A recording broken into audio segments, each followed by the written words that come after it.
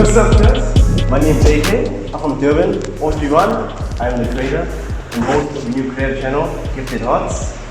And right before we get started with my presentation, I'd like to give all of you a small introduction of who I am and what is Gifted Heartz.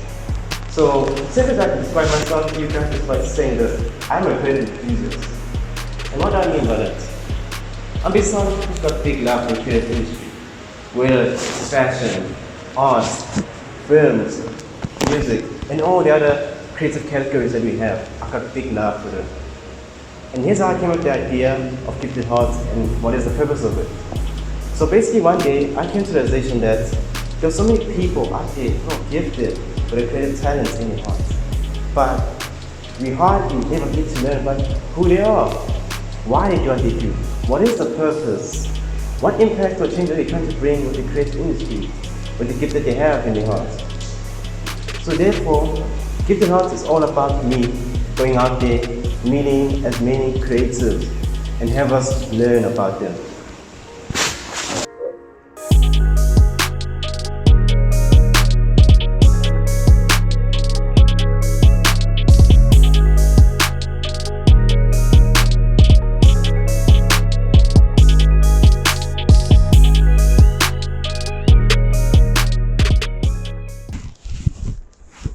People, how you doing? Good. I'm very good, man. I just want to say big thank you for giving me the opportunity to interview you for my first video of Gifted Heartz, and that really means a lot. So, for the very first question that I've got for you, I want to ask you, tell us, who is Sipho Mbuto? Well, Sipho Mbuto is a young creative designer of Sipho Mbuto. So I grew up from Potchefstroom, south coast of KwaZulu-Natal. That's where I was born and raised. So after that, I went to DUT where I pursued my fashion design course, and then graduated by 2018. And then from there, I launched my brand Sipho Mbuto till today. Impressive. And were there like any struggles as a designer growing up? Well, there was like a lot of challenges because where I grew up in a community whereby art is not appreciated as something as a career, so it's taken as a hobby. So it was like challenging for me because I couldn't express my ideas or my emotions. So the environment where I grew up was like, you need to be honest, you need to be able. It's like professional career. Art was not appreciated as something as a career. So that's one of the challenges. And then also like being creatives where I come from, there's like no creatives. So those kind of things, lack of motivation and inspiration was not there. Damn, that's like a lot. Yeah. Very. Now, what made you choose the career of being a creative designer, and when did you realize that it was for you? Oh well, so it's such a difficult question. Well, I think my background where I grew up. Because I grew up in a family of artisans. So at home, my mother was a weaver, and then my father is a guitarist, and then my other brother he does woodwork. So that sort of like inspired me to pursue this career of being a fashion designer. So although I wasn't sure necessarily where I wanted to do, but at the same time I wanted to do fine art, but I had that interest of working with fabrics and stuff, so I think that's why I realized that fashion design is the one. Impressive. Yeah. Now, if you don't mind, let's just check out some of your clothes. Oh, okay, so I see like just like some other level of creativity. Yeah. Having to look at your clothes, like what type of design would you describe yourself as? Well, my clothes are very like conceptual, so as you can tell, if you can look at it, it's like different collections, but if you look at the cut and the fit, it's kind of like similar, but at the same time, it's got that versatility of not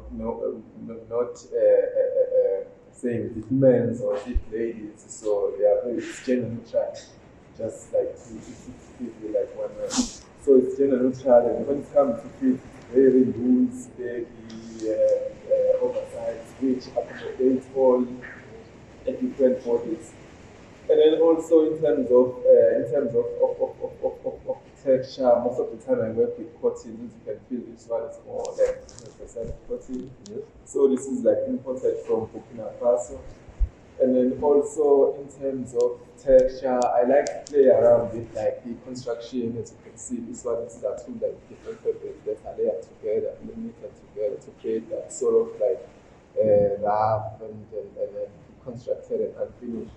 So it's very much conceptual, easy to wear, and then at the same time, I think it's very arty. It's not something that's for everyone, but it's those for certain individuals who like to experiment and look different, and also at the same time look artistic. Oh. And would you say like these are clothes some can wear on a daily, or it's just more like only special occasions? Well, you can. I think it depends on your on your style. But you can wear this like on a daily basis. You can like go to work. I think, but it depends on at the same time what kind of field of work where you are working. But it's very easy to wear, and then it's comfort, and then also functional. That's one of the things that I'm always like looking at when it comes to my work. Impressive, man. Now, so tell us, who are like your top 3 inspirations in terms of like design? Like, who are the people that make you wanna keep push and grow as a designer? Yeah. Well, like there's so many, but I look to Asian or Japanese designers most of the time.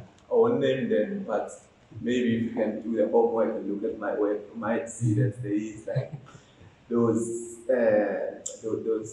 kind of elements that are brought from those designs, but from those designers. But most of the time, I look to Japanese culture, heritage, style, everything. So that sort of like influence me or give me ideas for each and every collection that I'm making. Yeah. Okay. I'll definitely do my homework and check who could it possibly be. Okay. Yeah. So like one of the things I just probably like just be like Japanese fashion designer. Well, like Yoji Yamamoto, Omawan, I appreciate Japan. It's one of the most countries that inspire me a lot when it comes to design and art. Yeah. Very interesting, man. Yes, it's not. Now, when it comes to you being a designer, what are some of the things that you find very challenging, job-wise and work-wise? Well, there's a lot of challenges as an African designer. Firstly, it's capital. Like starting up your brand, you need like a lot of capital. So, of which like looking our state of economy is not so good, and most of the designers and creatives are struggling to like establish their businesses. I think secondly, also it's material and fabric that we are using that we are working with. It's kind of difficult for African designers also, or for South African designers to get like a proper quality fabric. So it's one of the challenges that kills our work, or that kills our businesses a lot, because like you only to find that most of the fabrics that you are receiving is not good quality, which jeopardize our business and our customers, and then ended up like losing or not reaching the stage where we want to be. Yeah. And if I'm not mistaken, I was just like looking through your IG page the other day, and I saw that last year you went to Italy for something. I'm not sure what it's called. Maybe please just tell us about that, and what did you learn from Italy? Because from my understanding, I know that Italy is often considered as the capital of the fashion industry. Yeah. So having to go there for whatever purpose it was, and coming back, like, what are some of the things that you realized that you're probably like, okay, you still a lot to learn? Or there anything like that you realized there? Well, it was a beautiful trip. It was 4 of us, 4 designers from Africa who flew to Milan. So we were there for a month. It was a collaborative project with African and Italian designers. there was so much that was learned to that. It was a mentorship program.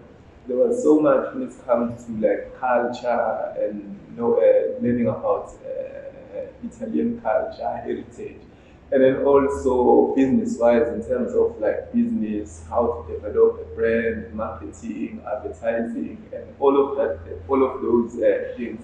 So, and then also like understanding the design on its own, that designers need to serve a purpose. You are not just designing for the sake of fun or so it needs to play a role in or have like a positive impact to the people that you are designing for.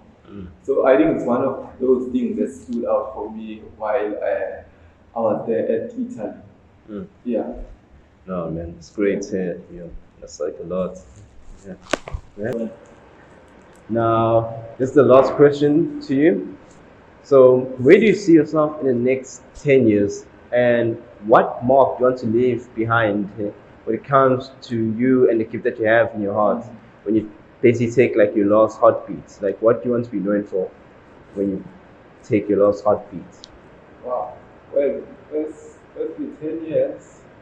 I see myself as a well established brand, like maybe multiple having like marine shops, Senti and Cape Town it was a brand, and then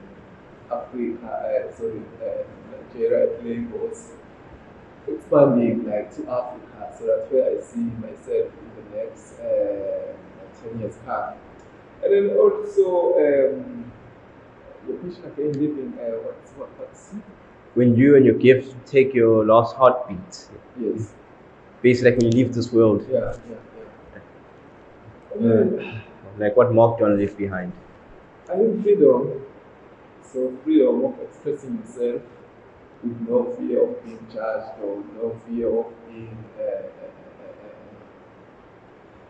I don't know, like, but it's freedom. Feel free as a person. Like, don't be afraid to express who you are or to tell your story or live who you are. Man, damn, that's deep. Eh? I don't know how to feel about that. That's a lot to take. And for people out there, let's say people want to get in contact with you, like how can people get in contact with you? Yeah. Like what are some of the ways people can get in touch with you if they want to like perhaps work with you, get to learn more about you, or probably like even just do some collabs? Well, very often when it comes to like collaborations, you're a photographer, fine artist, graphic designer. I'm very open like to work with other creatives because I think it's kind of impact or play impact on my work also. So Instagram, I'm Sipho Mbuto, Facebook, I'm Sipho Mbuto. So, but most of the time I'm using Instagram, so that's where you can DM me and then take it from there. Yeah. All right. Well, there we have it, man. That's who Sipho Mbuto is, and I hope you guys enjoyed the story. And right before you just close up, I just want to say, Sipho, thank you very much for being my first guest of Gifted Heartz. We'll most definitely meet again soon and do like another episode, whether it's next year, next few months, or 5 minutes, whatever it is. I hope like you do well. I hope you don't waste your gift and use it wisely, not just for yourself, but also to like help other people and change their lives. Appreciate it a lot. Thank you so much.